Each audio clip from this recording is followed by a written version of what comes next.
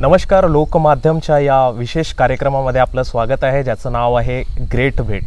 आज आपल्यासोबत हरीश इथापे जोडलेले आहेत, जे 13 या चित्रपटाचे दिग्दर्शक आहेत. आपण त्यांचं स्वागत करूया. लोकमाध्यममध्ये आपले स्वागत आहे दादा. या विदर्भाच्या भूमीला एक ऐतिहासिक क्षण आलेला आहे असं म्हणायला हरकत नाही, कारण नाट्य क्षेत्रातनं चित्रपट क्षेत्रामध्ये आपला हा प्रवास रंगतो आहे. काय ही भूमिका? मुळात सामाजिक व्यवस्थेमध्ये जिथे व्यथा असतात तिथे कथा जन्माला येतात. मागील 25 ते 30 वर्षांपासून रंगभूमीवरती मी सातत्याने काम करतो आहे. माझा स्वतःचा दृढ विश्वास आहे की रंगभूमीच्या माध्यमातून सामाजिक व्यवस्थेला एक आकार मिळतो. माणसं घडतात आणि माणसं घडले की समाज घडतो. बरोबर. त्यामुळे रंगभूमी ही माणसांच्या व्यक्तिमत्वाला आकार देते, माणसांना विचाराच्या प्रक्रियेमध्ये घेऊन जाते, तरुणाईमध्ये संवाद घडतो आणि संवाद हा सातत्याने कुठल्या ना कुठल्या माध्यमातून घडत राहिला पाहिजे. ही काळाची गरज आहे आणि रंगभूमी ती संधी उपलब्ध करून देते. छोट्या प्रदेशांमध्ये, छोट्या गावांमध्ये प्रचंड कलाकौशल्य आहे. तुम्ही जर आज व्यावसायिक क्षेत्र जे आपलं पुण्या मुंबईकडलं आहे, त्याला आपण कमर्शियल जग म्हणतो, त्या जगामध्ये स्थिरावलेली सगळी माणसं, सगळी कलावंत ही छोट्या प्रदेशातनं, छोट्या गावातनं आलेली आहे. बरोबर. कारण की सृजनशीलतेचा जन्म हा मातीतनं होतो. त्याचं व्यापारीकरण, त्याचं बाजारीकरण, त्याचा बाजार हा भलेही सिमेंटच्या जंगलामध्ये होत असेल, पण निर्मिती ही छोट्या गावांमध्येच होत असते. कारण की सृजनाची ताकद ही मातीमध्ये आहे. एखादं बी जर मी मातीत टाकलं तर ते उगवतं. सिमेंटच्या बॅगमध्ये बी रुजत नाही, उगवत नाही. त्यामुळे जी उगवण्याची क्षमता, ही सृजनशीलतेची ताकद ज्या मातीमध्ये आहे, त्या शेती मातीशी नाळ जुळलेले लोक आपल्या कलेला घेऊन प्रचंड धडपडतात. त्यांचा एक स्वतःचा वेगळा संघर्ष असतो आणि प्रत्येक माणसाची स्वप्न असतात. खरं. आणि ते असायलाही पाहिजे. स्वप्नाशिवाय माणसाच्या यशाला अर्थ उरत नाही. खरं. आणि स्वप्न घेऊन लहान प्रदेशातले लोक, लहान भागातले लोक, छोट्या गावातले लोक जगत असतात आणि कलेतनं स्वतःच्या जीवनातली एक सकारात्मकतासुद्धा सांभाळत असतात. कलावंतांमध्ये अनेकांची पोटं ही कलेवरती नाही आहे. हौशेखातर कला, छंद म्हणून कला आणि परंपरेला पुढे न्यावं म्हणून कला, अशा वेगवेगळ्या स्वभावांनी कला आपण जोजवत असतो, कला जोपासत असतो. माझी स्वतःची धारणा अशी आहे की जेही जगातलं कलाक्षेत्र आहे, हे कलाक्षेत्र शेती मातीशी जुळल्या माणसांनी मोठं केलं. बरोबर. आणि शेती मातीशी जुळल्या माणसांनी कला जरी मोठी केली असली तरी त्यांच्या जीवनातल्या व्यथाच कथा म्हणून जगापुढे येत असतात आणि लोक त्याला मनोरंजन म्हणून स्वीकारतात.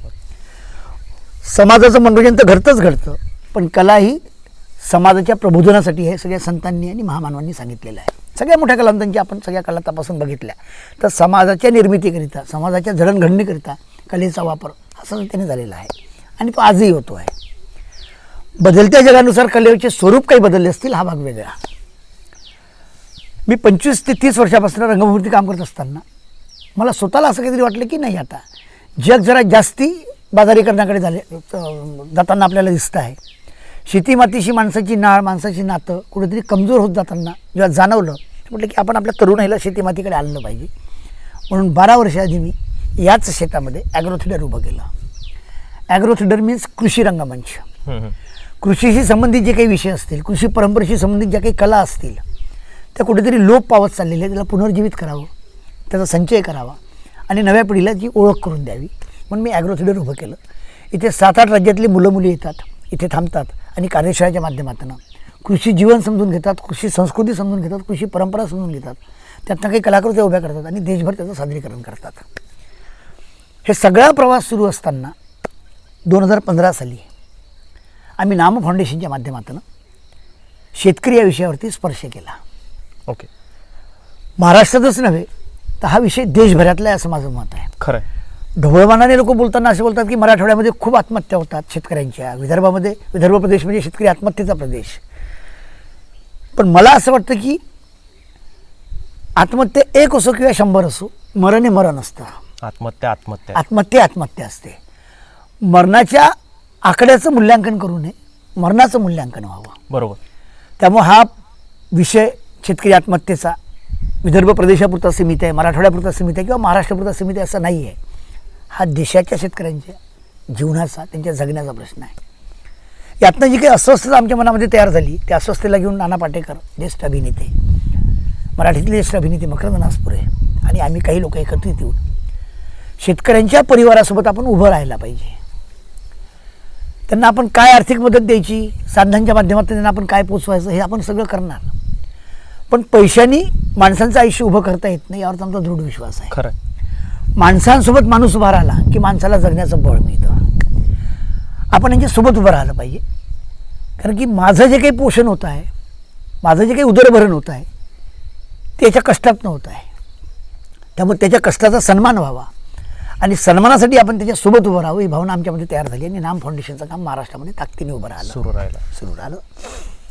नाम फाउंडेशनच्या माध्यमातून ज्या शेतकऱ्यांनी वेगवेगळ्या कारणांनी असो, कारणे कुठलीही असो, मरण स्वीकारलं, शेतकऱ्याच्या मरणाबद्दल अख्खं जग बोलतं, वर्तमानपत्रामध्ये बातम्या लिहून येतात, समाज हळहळतो, सरकार पातळीवरती वेगवेगळ्या योजना आखल्या जातात, परंतु तो शेतकरी स्वतःची जेव्हा सुटका करून घेतो त्यानंतर ती एकटी माऊली जी उरते, जी अंगाखांद्यावरती लहान लेकरं असतात, तिच्यासमोर एक मोठा संघर्ष उभा राहतो आयुष्यभरातला. त्याबद्दल कोणीच वाच्यता करत नाही, कोणीच बोलत नाही, त्या विषयाला घेऊन कुठेही संवाद होताना दिसत नाही. नाम फाउंडेशनच्या माध्यमातून मी जेव्हा महाराष्ट्रभरामध्ये फिरलो आणि या महिलांचे जेव्हा आम्ही कार्यक्रम घेतले, ज्यासोबत उभं राहायसाठी आम्ही जेव्हा ठरवलं, तेव्हा 300, 400 महिला पांढऱ्या कपाळाच्या अत्यंत कोवळ्या वयातल्या पोरी जेव्हा समोर बसून पाहिल्या तेव्हा मन हळहळलं. ह्या सगळ्यांचं ॲव्हरेज एज जर काढला आपण तर 23-24 निघतं.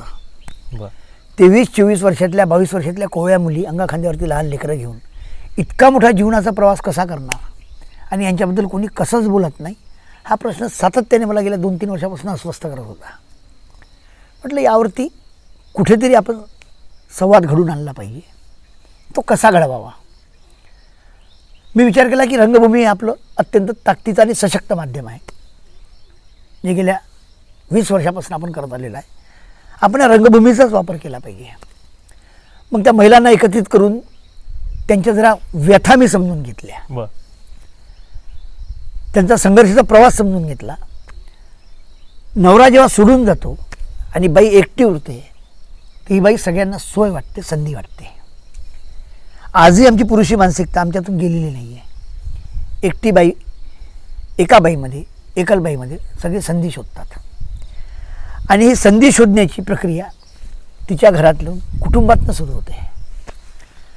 तिला मिळणारे बेनिफिट्स, तिचे प्रॉपर्टीवरचे अधिकार, हे सगळे आपल्या मर्जीने व्हावे म्हणून पुरुषी मानसिकता तिच्यावरती आपला प्रभाव टाकणं सुरू करतात.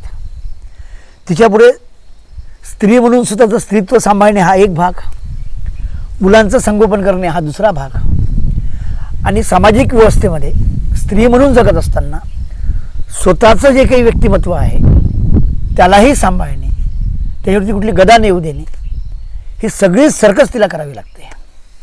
आणि ही करताना या पुरुषी मानसिकतेला असं वाटतं की हिने माझ्या मर्जीमध्ये जगावं. अच्छा. बाईचं मन एकदा माणसाचं झालं की बाईचं सगळं काही माणसाचं होतं. आणि ही जर बाहेर गेली तर हिच्या स्वातंत्र्यामुळं आमच्या परिवाराच्या प्रतिष्ठेवरती घाला येऊ शकतो, ही भीती परिवाराला वाटते. बरोबर. त्यामुळे तिच्यावरती बंधनं घातली जातात, तिच्यावरती अडथळे निर्माण केले जातात की तिने स्वातंत्र्याचा वापर करू नये. अशा सगळ्या विवंचेमध्ये सापडलेली ही कोवळ्या वयातली पोरगी इतका मोठा प्रवास कसा करत असेल हा प्रश्न मला पडला होता. मी या सगळ्यांना एकत्रित केलं, त्या महिलांना समजून घेतलं आणि त्यातनं काही कथा बाहेर आल्या, स्टोरीज बाहेर आल्यात. त्या इतक्या दाहक होत्या की म्हटलं यार हे कधी पुढे येतच नाही. अच्छा. शेतकऱ्याचं मरण येतं, पण हिचं जिवंत असतानाचं जे मरण आहे याच्याबद्दल कोणीच बोलत, म्हणजे तिच्या आत्मकथेची कल्पना कोणी करू शकत नाही. मग त्यांच्या सगळ्या स्टोरीज नीट समजून घेतल्या. त्यातले एक नमुना दाखल म्हणून मी तुला उदाहरण देतो की अलका नावाची आमची कार्यकर्ती आहे. ती मला एकदा म्हणाली की हरी सरांना काय सांगायचं तुम्हाला, सांगण्यासारखं खूप आहे. माझ्या नवऱ्याने आत्महत्या केल्यानंतर 1.25 ते 1.5 महिना झाला असेल, ज्या पुतण्याने माझे लग्नात पाय धुतले होते तो पुतण्या एक दिवस मला असा म्हणतो की काकू तू माझ्यासोबत सेट होऊन जा, कोणाला काय कळते.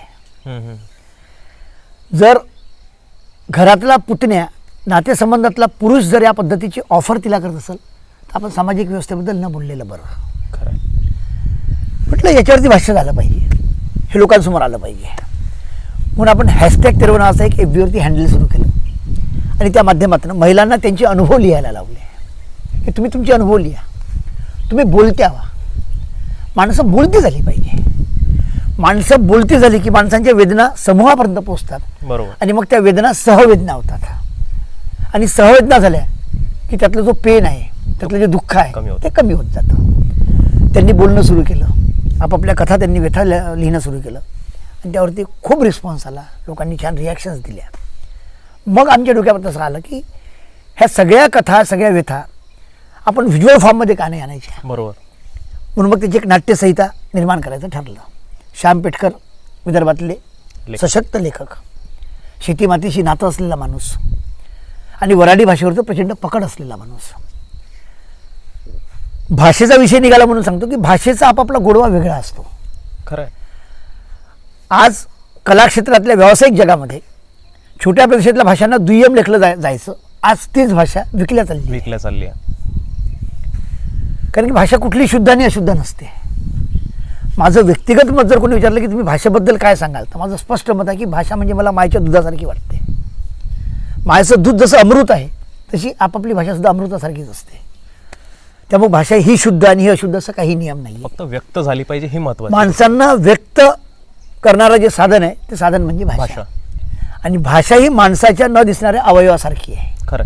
ती माणसाला व्यक्तिमत्व देते, ती माणसाला एक्सप्रेस व्हायची संधी उपलब्ध करून देते. माणसाचे दुःख, वेदना मांडायची संधी भाषेतून आपल्याला प्राप्त होते. बरोबर. पेठकरांनी वऱ्हाडी भाषेमध्ये सुंदर तेरवा नावाची संहिता या महिलांच्या वास्तविक कथेवरती लिहून काढल्यात.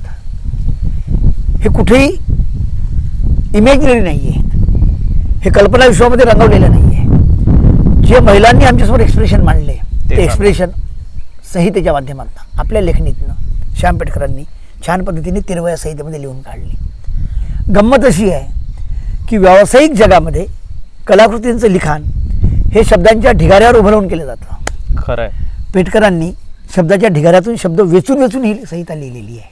म्हणजे उलटं काम केलेलं आहे. त्यातले प्रॉपर शब्द त्या ढिगाऱ्यातनं शोधून काढले, त्यांची निवड केली आणि ती वऱ्हाडी भाषेमध्ये ती संहिता पूर्ण केली. वऱ्हाडी भाषेचा आपला एक सुंदर गोडवा आहे, एक रांगडेपण पण आहे. खरं. सहजता पण आहे. आपली भाषा पण जगापर्यंत गेली पाहिजे हा आग्रह आपुलकी आहे. आणि आपुलकी आपले पण आहे.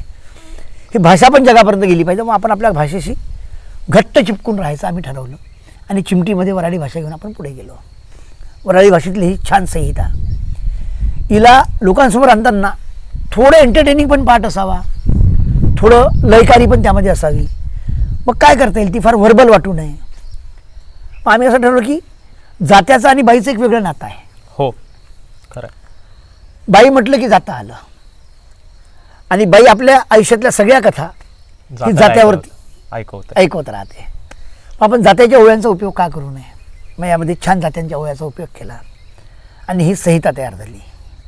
म्हटलं बायकांच्या व्यथा जर समाजापुढे आणायचा आणि संवाद घडवायचा आहे आणि हे एक्सप्रेशन लोकांपर्यंत पोहोचवायचे आहे, तर आपण आपले तयार कलावंत घेऊन जर ही संहिता उभी केली तर ती मजा येणार नाही किंवा तो रिअलिस्टिक टच येणार नाही जो आपल्याला हवा आहे. मग आपण ह्याच महिलांना घेतलं तर मग ज्यांच्या नवऱ्यांनी आत्महत्या केल्या, ज्यांच्या वडिलांनी आत्महत्या केल्या, अशा लेखी आणि सुना घेऊन त्यातल्या काही लोकांची निवड करून आपण याच ॲग्रो थिएटरला कार्यशाळेच्या माध्यमातून त्यांना तयार केलं आणि तेरवमध्ये त्या महिलांना आपण समाविष्ट करून घेतलं. तेरवतला कथा, तेरवतल्या व्यथा ह्या त्या बायकांच्या स्वतःच्या आहेत आणि त्या स्वतः परफॉर्म करतात. महाराष्ट्रभरामध्ये याचे प्रयोग झाले. लोकांनी प्रचंड सराहना दिली. लोकांनी या निमित्ताने त्यावरती चर्चास्त्र घडून आणली. जी अपेक्षा आम्हाला होती की संवाद घडावा, तो संवाद घडणं सुरू झालं. महाराष्ट्राने कलाकृती डोक्यावर घेतली.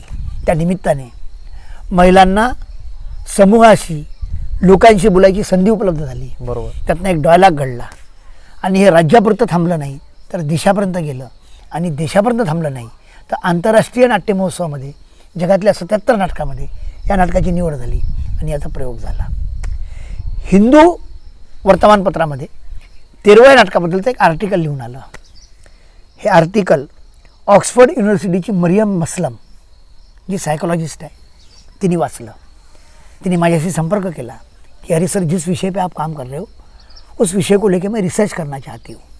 ती भारतात आली, 2 दिवस माझ्याकडे थांबली, सगळा विषय समजून घेतला आणि तिने या महिलांच्या घरी जाऊन वर्षातनं 2दा ती येते गेल्या 3 वर्षापासून आणि त्या महिलांशी संवाद करते, शेतीमाती समजून घेते आणि त्यावरती रिसर्च करून ती पेपर ऑक्सफर्ड विद्यापीठामध्ये सबमिट करते. विदर्भ भूमीतला शेतीमाती आणि महिलांच्या सन्मानाचा विषय ऑक्सफर्ड विद्यापीठातली एक सायकोलॉजिस्ट विदर्भामध्ये येते, तो विषय समजून घेते, त्यातनं काही रिसर्च करते आणि ते पेपर्स ऑक्सफर्डपर्यंत पोहोचतात. हे मला वाटतं खूप मोठं यश आहे. खूप मोठं म्हणजे यश आहे. खरं. ज्यांच्या पदरामध्ये फक्त दुःखाने वेदना पडल्या त्यांच्या पदरामध्ये आज कौतुकाचे 4 शब्द पडतात आहे. याच्यापेक्षा मोठं अचिव्हमेंट मला वाटतं काही असू शकत नाही. फार मोठं सर्टिफिकेशन आहे. यातनं त्यांचा कॉन्फिडन्स बिल्ड झाला महिलांचा. आणि आणखी एक गोष्ट साध्य झाली की जे लेकरं त्यांच्या पदरात होते किंवा त्यांच्या अंगाखांद्यावरती होते, त्या लेकरांनी आपल्या आईला समूहासमोर काहीतरी करताना पाहिलं, त्यांच्यामध्ये एक प्राऊडनेस आला, त्यांच्यामध्ये बालवयाचाच एक विश्वास निर्माण झाला की यस आपणही काही करू शकतो, आपण इतरांपेक्षा वेगळे नाही आहोत. जे जगात लोक आपण पाहतो त्या जगातल्या लोकांमध्ये आपल्यामध्ये काही फरक नाही, आपण पण त्यातले एकच आहोत, ही भावना त्यांच्यामध्ये रूढ झाली आणि पोरांचे चेहरे आणि मायांचे चेहरे चमकायला लागले. खरं. ही चमक म्हणजे 13वं नाटक. पुढे म्हणजे एकदम छोट्याशा गावातनं हा चित्रपट मोठ्या पडद्यावर आता येणार आहे आणि या संपूर्ण याची ही गाथा तुम्ही व्यक्त केलेली आहे. असा प्रश्न आहे की चर्चा आहे, कुजबूज चालू आहे की तुमचे आणि नाम फाउंडेशनचे गेल्या अनेक वर्षापासून जसं तुम्ही सांगितलं की सातत्याने मकरंददादा अनासपुरे असू द्यावं किंवा नाना पाटेकर असू द्या यांच्यासोबत घनिष्ठ संबंध असल्यामुळे हा नाट्य जो आहे हा चित्रपट स्वरूपामध्ये समोर येतो आहे. काय याच्यावर? नाही, त्यांच्या सदिच्छा निश्चित सोबत आहेत, त्यांच्या शुभेच्छा सोबत आहेत. माझा स्वतःचा स्वभाव असा आहे की कुठली लढाई लढताना आपण आपल्या स्वतःच्या भरोशावर लढली पाहिजे. त्यांची साथ आहे, सोबत आहे, त्यांच्या सदिच्छा आहेत, पालक म्हणून त्यांचं मार्गदर्शन पण आहे. खरं. पण नाटकाची संहिता जेव्हा मी केली तेव्हा आम्ही या विषयावरती नाटक करतो आहे, नामच्या माध्यमातून तो विषय क्लिक झाला आहे मान्य करतो, पण त्यांनी प्रेरित केलं की या विषयावरती नाटक कर, असं वगैरे काही नाही आहे. चर्चा झाल्यात, त्यावरती आमचं संभाषण घडलं की असं काहीतरी मी करू इच्छितो. त्यांनी प्रोत्साहित केलं की अगदी कर, चांगलं आहे, यातनं काहीतरी वेगळं निर्माण होईल. नाटकाचा प्रयोग मकरंदनी पाहिला, त्याला प्रचंड आवडला, मला की जास्तीत जास्त प्रयोग झाले पाहिजे. नानांनी त्या विषयाला समजून घेतलं, नानांनी शुभेच्छा दिल्या, महिलांना दिल्या, आम्हाला दिल्या. पण मी विचार असा केला होता की नाटकाच्या माध्यमातून आपण किती लोकांपर्यंत पोहोचणार, लिमिटेशन्स आहे. मुळात चित्रपट माझं कधी स्वप्न राहिलेलं नाही आहे. बरं. मी थिएट्रिकल पर्सनॅलिटीचा माणूस आहे आणि मी रंगभूमीवरती रमणारा माणूस आहे. त्यामुळे चित्रपटाचं आकर्षण, मुंबईतल्या बॉलिवूडचं आकर्षण मला कधीही नव्हतं. ते आधीही नव्हतं, आजही नाही आणि भविष्यातही राहणार नाही. कदाचित मला ते आकर्षण असतं तर मी कधीच विदर्भ सोडून बाहेर असतो, पुण्या मुंबईकडे निघून गेलो असतो. पण जे काही आपण उभं केलेलं आहे हे जर जास्तीत जास्त लोकांपर्यंत न्यायचं असेल आणि आपला कॉज खूप ऑर्गॅनिक आहे यावरती विश्वास असल्यामुळं आपण माध्यम बदलवलं पाहिजे. त्यामागचा मूळ उद्देश असा होता की जास्तीत जास्त लोकांपर्यंत हा विषय पोचावा. बरोबर. कलाकृती पोचावी हा भाग वेगळा, विषय पोचा आणि विषय हा कलाकृतीच्या माध्यमातूनच पोचतो. मग आपण चित्रपट का करू नये असं डोक्यामध्ये आलं आणि चित्रपटाची संहिता मग परत श्याम पेठकरांनीच तयार केली. ती घेऊन 2 वर्ष मी अनेक लोकांपर्यंत गेलो. मी नानांना कधीही म्हटलं नाही की नाना या विषयावरती मला चित्रपट करायचा आहे तर तुम्ही कोणाला तरी सांगा की याला मदत कर, नाही. कारण की आपले मार्ग आपल्याला शोधायचे असतात, आपले मार्ग आपल्याला काढायचे असतात. माझ्या दिग्दर्शन शैलीबद्दल महाराष्ट्रातच नव्हे तर देशभरामध्ये एक वेगळा विश्वास आहे, तो निर्माण झालेला कामातनं. त्यामुळे हा जे काही करतो ते फार नीट, चांगलं आणि प्रामाणिकतेने करतो हे सगळ्यांना माहीत आहे. 2 वर्ष मी खूप प्रयत्न केला की कोणीतरी चित्रपटाला साथ देईल, सोबत देईल, फायनान्शियली सपोर्ट करेल.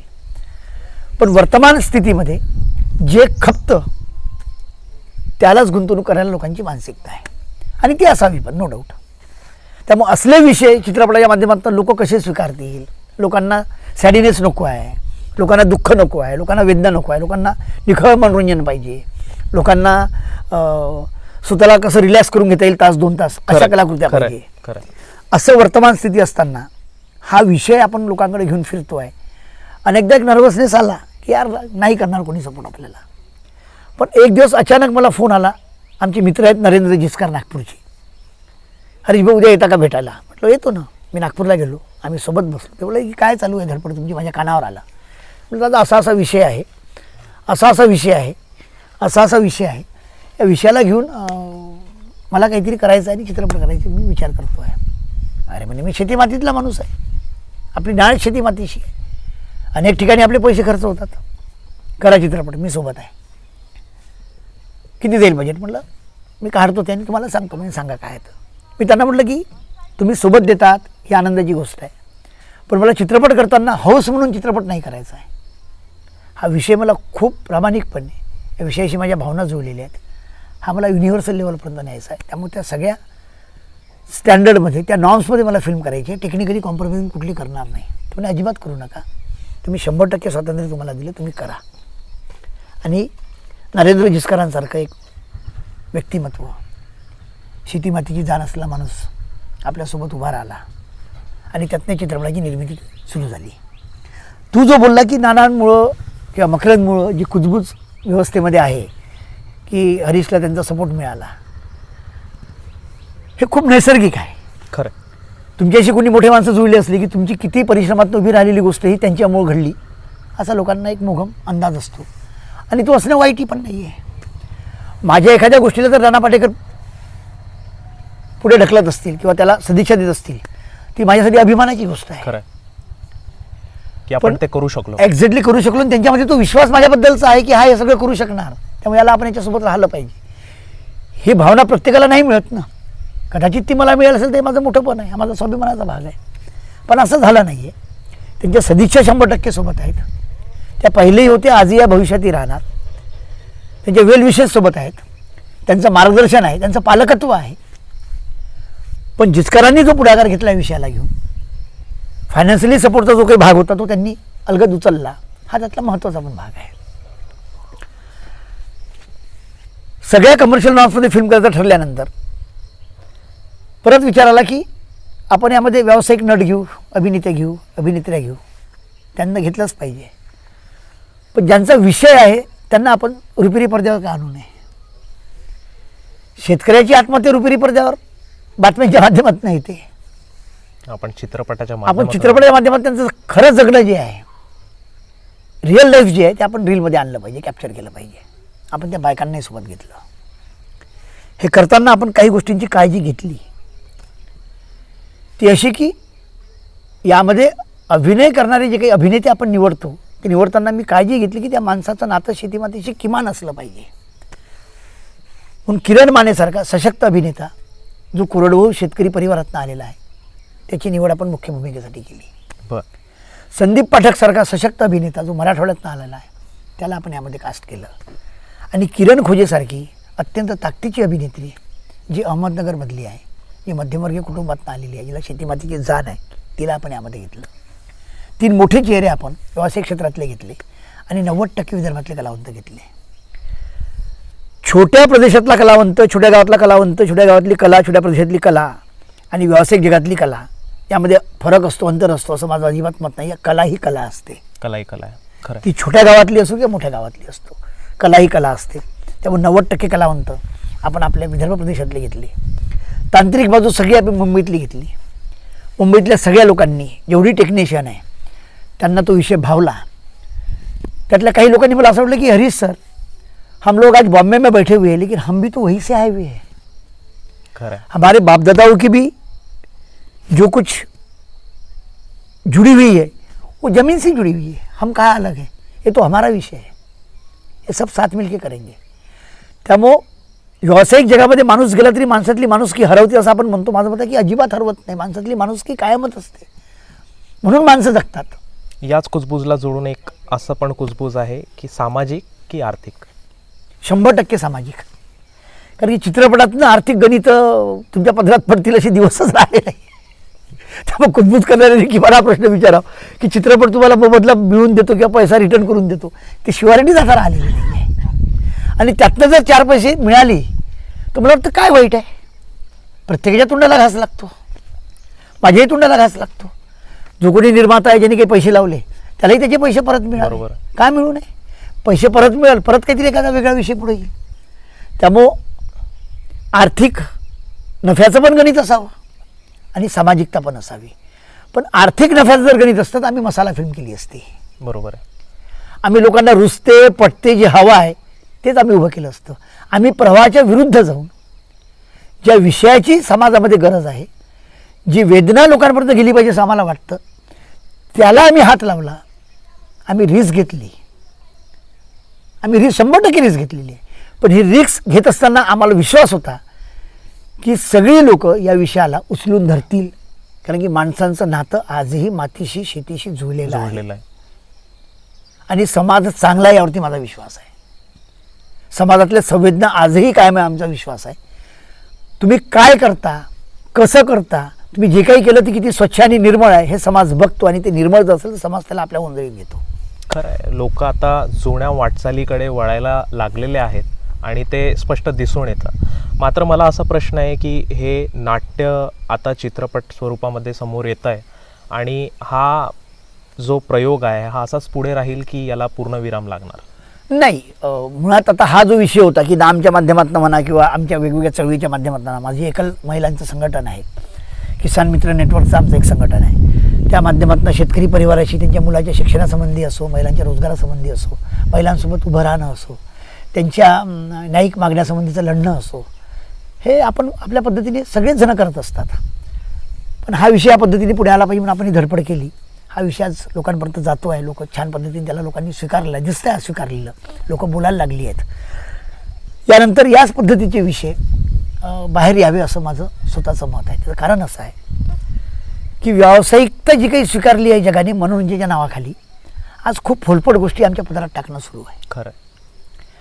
त्यामुळे समाज घडवणारी माध्यमं आज 100% व्यावसायिक झालेली आहेत आणि समाजाला घडवण्यासाठी ज्या गोष्टी घडायला पाहिजे त्या न घडताना काहीतरी वेगळंच घडत आहे. अशा वेळेस आपण ज्या सामाजिक व्यवस्थेमध्ये राहतो त्या सामाजिक व्यवस्थेतले संवेदनशील प्रश्न आपण बाहेर आणले पाहिजे. आणि मुळात माझा स्वभाव जर तू पाहिला तर रंगभूमीवरती जेवढीही नाटकं मी आजपर्यंत केली ती सगळी नाटकं मी सामाजिक संवेदनेच्या विषयावरती केलेली आहेत. बरोबर. मी व्यावसायिक टॅग लागलेली नाटकं नाही केलीत, सामाजिक विषयाला घेऊन नाटकं केलीत, ती वाजवलीत, ती लोकांपर्यंत पोहोचली. माझ्या डोक्यात जर या क्षेत्राच्या माध्यमातून व्यवसाय असता तर कदाचित मी केव्हाच माझा ट्रॅक ती वाजवली आणि ती वाजली हे महत्त्वाचं. मी कधीच माझा ट्रॅक बदलून टाकला असता. मी छान कौटुंबिक विनोदाची नाटकं घेतली असती. मी बायकांवरती जोक्स करणारे पीजी करणारी नाटकं घेतली असती, ती चालवली असती. पण मी ते नाही केलं. आज संपूर्ण देशभरात या आत्महत्येचं प्रकरण नेहमी वाढतच दिसतं. आपल्याला कुठंच कमी होताना दिसत नाही. कारण कर्जबाजारी आहे किंवा भौतिक गोष्टी आहेत जे शेतीला नुकसानामध्ये नेते आणि एक मनुष्य आत्महत्या करतो, एक शेतकरी आत्महत्या करतो. मुळात मला असं विचारायचं होतं की हा संपूर्ण चित्रपट रंगलेला आहे, तुम्ही देखील बघितला असावा. यातनं काय बोध शेतकऱ्यांनी पण घेतला पाहिजे आणि समाजाने घेतला पाहिजे?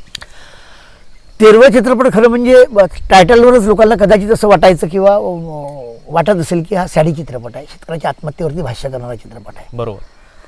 मुळात 13वं हा शेतकऱ्यांच्या आत्महत्येवरती तेवढं भाष्य करत नाही. शेतकऱ्याची आत्महत्या हे बीज आहे, पण त्यातनं जे काही उगवलेलं आहे 13वाच्या माध्यमातून ते फार वेगळं आहे. चित्रपटाची टॅगलाईनच आहे शेती माती आणि स्त्री सन्मान. वुमेन रिस्पेक्टची गोष्ट घरातनं सुरू व्हायला पाहिजे. खरं. मग मी बोलल्याप्रमाणे की एकटी बाई सगळ्यांना संधी वाटते आणि तिचं डॉमिनेशन घरातनं सुरू होतं. तिचं ते डॉमिनेशन थांबलं पाहिजे. तिला तिच्या स्वातंत्र्यामध्ये जगू दिलं पाहिजे.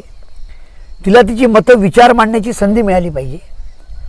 आणि गेल्या अनेक वर्षांपासून अनेक दशकांपासून आमच्यासमोर जी काही मनोरंजन क्षेत्राने बाई उभी केलेली आहे की बाई म्हणजे रडणारी, बाई म्हणजे डोक्यावरचा पदर न ढळू देणारी, बाई म्हणजे तुळशी वृंदावनावरती दिवा लावणारी किंवा अगरबत्ती लावणारी, बाई म्हणजे लेकराला पाण्यात टाकून दोरी हातात घेऊन तिला धोका देणारी, अशी जी काही रडणारी आणि पदर न ढळू देणारी बाई आमच्यासमोर गेल्या अनेक वर्षापासून उभी केली, याला कुठेतरी ब्रेक दिला पाहिजे. आपण 13च्या माध्यमातून लढणारी बाई उभी केली, आपण भिडणारी बाई उभी केली, आपण व्यवस्थेला, सामाजिक व्यवस्थेला, कुटुंब व्यवस्थेला, शासन प्रशासन व्यवस्थेला जाब विचारणारी प्रश्न विचारणारी बाई उभी केली. माझं स्वतःचं मत आहे की माणसं भिडली पाहिजे, माणसं लढली पाहिजे आणि माणसं बोलली पाहिजे. हे जरी म्हणत असलो तरी आज घराघरातली बाई बोलली पाहिजे, घराघरातली बाई भिडली पाहिजे, तेव्हाच शेतीचाही सन्मान होईल, मातीचाही सन्मान होईल आणि महिलांचाही सन्मान होईल, स्त्रियांचा सन्मान होईल. तर हा चित्रपट शेती, माती आणि स्त्री सन्मानावरती भाष्य करणारा आहे. शेतकरी आत्महत्या त्याचं बीज जरी असलं तरी आपली नायिका ताकदीने व्यवस्थेला प्रश्न विचारते. हे व्यवस्थेला प्रश्न विचारताना आपल्या तेरव चित्रपटामध्ये कुठेही राजकीय व्यवस्थेला आपण हातबोट लावलेला नाही आहे, कुठल्याही राजकीय पक्षाबद्दल आपण कुठली कॉमेंट्स केलेली नाही आहे. माझी स्वतःची अशी धारणा आहे की राजकीय व्यवस्था ही बोटावरच्या नखासारखी असते, ती कधीही तुम्हाला कापून फेकता येते. खरं. पण सामाजिक व्यवस्था ही बोटासारखी असते, बोट बाटता कामा नये. म्हणून आपण बोटावरती भाष्य केलेलं आहे चित्रपटाच्या माध्यमातून. कारण की सामाजिक व्यवस्था ही माझी आहे, त्या व्यवस्थेमध्ये मला राहायचं आहे आणि त्या व्यवस्थेला आपलं समजून मला तिला चांगलं करणे, वाईट करणे हे माझ्या हातात, माझ्या अधिकाराचा भाग आहे. त्यामुळं तेरव चित्रपटाची नायिका ही व्यवस्थेसंबंधीचं भाष्य करते, राजकीय व्यवस्थेबद्दल बोलत नाही, ती सामाजिक व्यवस्थेबद्दल बोलते. आणि सामाजिक व्यवस्था जर सुदृढ असली तर सगळ्या व्यवस्था चांगल्या राहतात, नीट राहतात. त्यामुळं तेरवमध्ये कुठलेही पॉलिटिकल कॉमेंट्स करायच्या भानगडीत आपण पडलो नाही, ती करायची गरज नाही आहे. तू जे आत्ता बोलला की शेती मातीचा प्रश्न दिवसेंदिवस गंभीर होत चाललेला आहे. 1957ला महबूब खानने दिग्दर्शित केलेला मदर इंडिया चित्रपट आला होता. बरोबर. त्यामध्ये नर्गिसने लीड केलं होतं. त्यामध्ये पण स्त्री संघर्ष होता. माझं मत असं आहे की 57 ते 23 66 वर्षामध्ये आजही तो प्रश्न तसाच कायम आहे. याचं चिंतन या निमित्ताने समाजामध्ये व्हावं की 66 वर्ष आधी मदर इंडिया येऊन गेला, त्यामध्ये पण शेतीमाती आणि स्त्री सन्मानाचा प्रश्न होता. आणि आज 23मध्ये परत मदर इंडियामधला तेरवा आम्हाला उभा करावा लागतो आहे.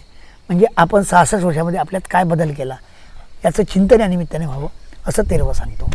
या संपूर्ण चित्रपटामध्ये आता तुम्ही ज्या पद्धतीने गाथा सांगितली आहे खरंच म्हणजे वेदनाशील आहे असंच म्हणजे संपूर्ण दिसून येते. कारण एका शेतकऱ्याची गाथा आपण मांडण्याचा प्रयत्न करतोय, त्याचं उघडं पडलेलं कुटुंब, त्याची गाथा आपण पुढे ठेवण्याचा प्रयत्न करतो आणि याच्यामध्ये प्रमुख भूमिका म्हणजे महिला आणि तिचे लेकर जर ते असेल तर.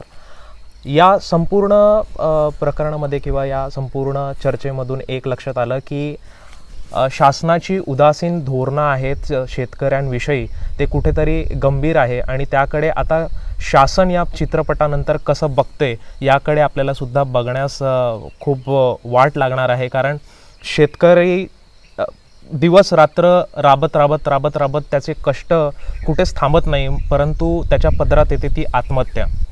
आणि अशा संदर्भातला हा चित्रपट आहे. दादा, तुमच्या या चित्रपटाला आमच्या परिवारातर्फे खूप खूप अभिनंदन. आणि खरंच म्हणजे विदर्भाला हे कौतुकस्पद गोष्ट मिळालेली आहे. कारण एवढ्या छोट्याशा गावातनं आपण आज रंगभूमीमध्ये वळताना चित्रपट स्वरूपामध्ये हा चित्रपट येतो आहे आणि 8 तारखेला रिलीज होतो आहे. खूप खूप आशीर्वाद तुमच्या या चित्रपटाला एक छोट्याशा तोंडून.